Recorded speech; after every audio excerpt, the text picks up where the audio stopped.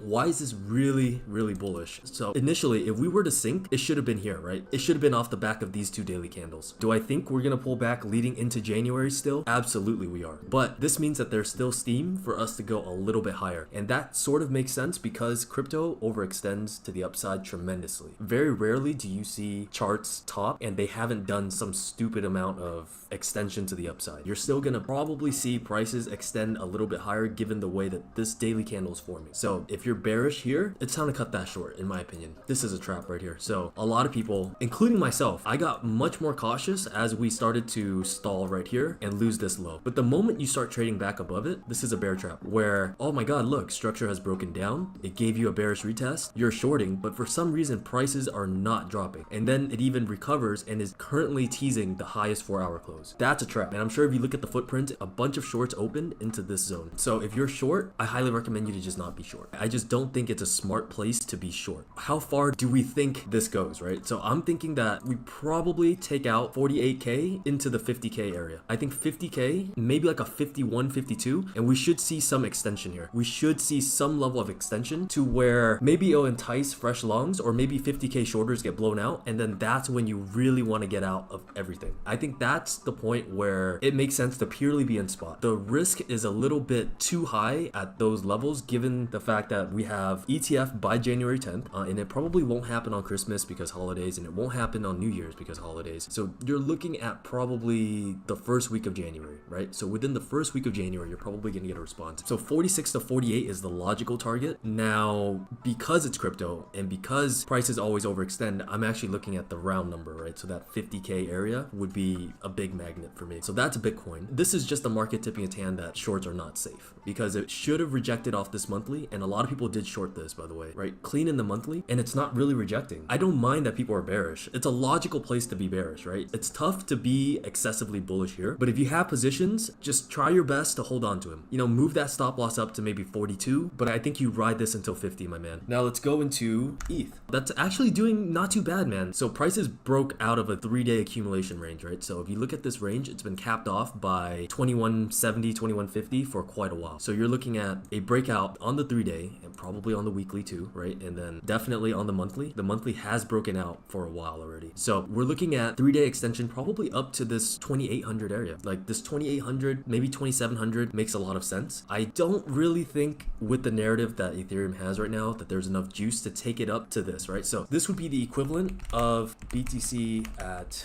52K structure wise. That's 3,600. I don't think it's coming up here until we get some more ETF confidence into Ethereum. So yeah, ETH looks really good, relatively speaking, right? So we're looking at 2,800. I don't think it's going to pull back down given the way that it's broken out of this 3-day structure. So ETH is just going to slowly chug along. I don't think it's going to be very exciting. I don't think it's going to give you the crazy moves that people are so used to where things go up 15% in one candle, right? I think that's for the lower market cap coins. But ETH is starting to get to that point where it's large enough that it's moving more like Bitcoin. It's a slow and steady grind, and that's how you like it because that's what people define healthy as, where there's a consistent flow of demand and not just one day where it spikes up and then there's zero demand left to be found. That's the unhealthy. So looks very good. I think 26 to 28 is a very good area to start taking all leverage exposure on ETH off, and then obviously you can rebuild your trade on a pullback. That probably will happen when the ETF gets announced. Let's quickly chart Solana. So we had a month-long consolidation right here. Highs were roughly around 66. We saw the typical, you know, the higher lows, and we have a breakout. And a lot of people are calling top on this. I'm not, but I am telling you that you need to realize that a majority of people don't make money, and how most people feel is how they will react. As in, if people are happy, they're probably buying. And if people are fucking depressed, they're probably not making any money because they've been shorting this entire thing. So when I see a month-long breakout on a coin that NFT prices are fucking flying right now on Solana, you have airdrops, you have data that shows users coming in fucking gangs, like volume just doubling, transactions like fucking tripling, dude. And generally that just leads to hype. There's gonna be a project that comes out, there's gonna be something that the next new airdrop, the next hype, and naturally, because everyone's in crypto to fucking make money, right? Prices are gonna go up because everything's denominated in Solana. So when I see a month-long breakout, I see all these pumpamentals, I realize like, okay, yes, we might be at the monthly resistance. We are hitting that monthly low. And if you look on the weekly, it's that weekly structure. I feel like, yeah, it is very possible for prices to go up to 130, 140. That doesn't invalidate the fact that you should still be cautious because it's a weekly resistance. You should take some profit, maybe rotate into Bitcoin, and then you can always add back on later. But there's something being cooked right here, you know, like somebody's cooking here, and I wouldn't be surprised to see prices blow past 100, because again, when we talk about crypto, the reason we all love crypto is because we can get insane valuations, because there's nothing legit. There's no fucking price equity ratios. There's no fucking traditional market metrics that are imposed onto any of these coins, really. So it's all speculation. With that being said, it's not rejecting, right? That's our biggest metric. Where in a bear market, what happened? In a bear market, when anything fucking tapped any fucking resistance ever, it went down. And then now we're at weekly, we're at monthly resistance, and prices just hovered, right? It's just consolidating right here. Like, this is actually insane. So again, prices tend to overextend, and I wouldn't be surprised to see this over 100. And I don't know if I would sell my spot ever, but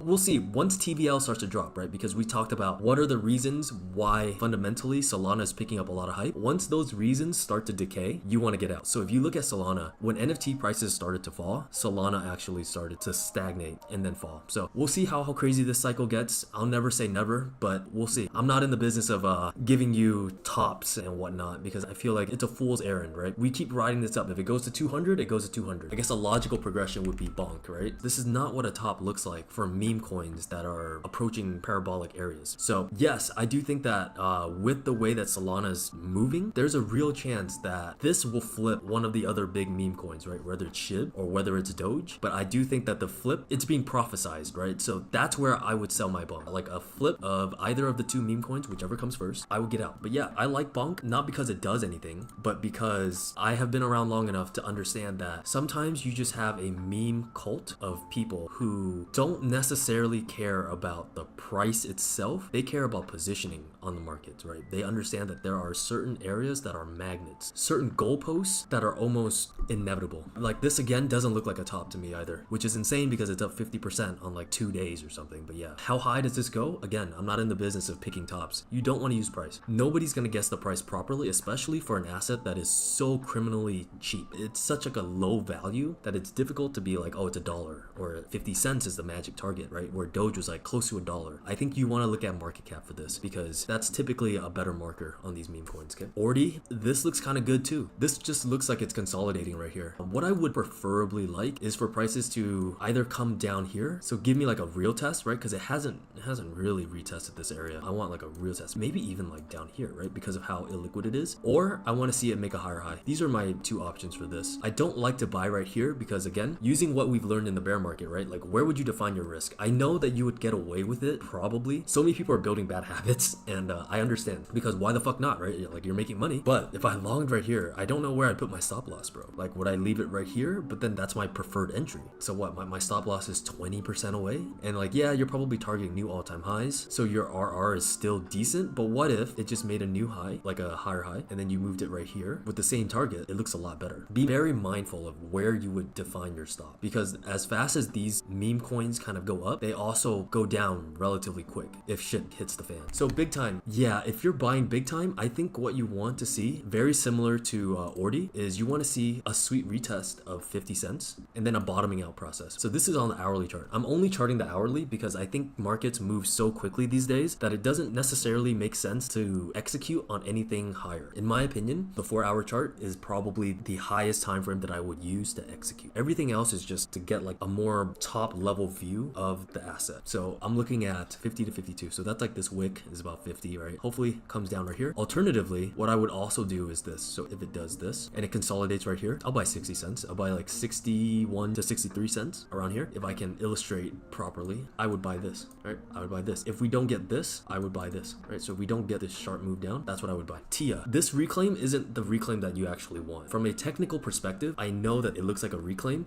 I would argue that this is a really shitty reclaim, but in a bull market, dude, this might work. This might work. You know, everything's fucking going up. You have to understand that certain levels are more important than others, right? So is this level important or is this level important? I would argue that this level is more important. I would take this position right here and yeah, you'd get stopped out, but I take it again and I take it again. I like it here. I like it here. I like 920 to like basically current price, to be honest with you. So 920 to current price, your stop loss is a close below this hourly, right? So a close below $9, which is a 9 nice whole sticking number. I like it. Yeah, maybe I'd enter 50% of my position here, and then I'd enter the remaining 50% up here, right? So that's 950, like a close above 950. I would add more. Again, don't count these coins out. It's a new coin. It's up tremendous amount and it's just pulling back normally. Oh, PYTH looks kind of good. Somebody tagged me and said the team is selling tokens or something like that, where they basically said, look, the devs have like a wallet and it's like it's sold like 20 million or 200 million or something. It doesn't match with their tokenomics or something. I'm definitely paraphrasing here, but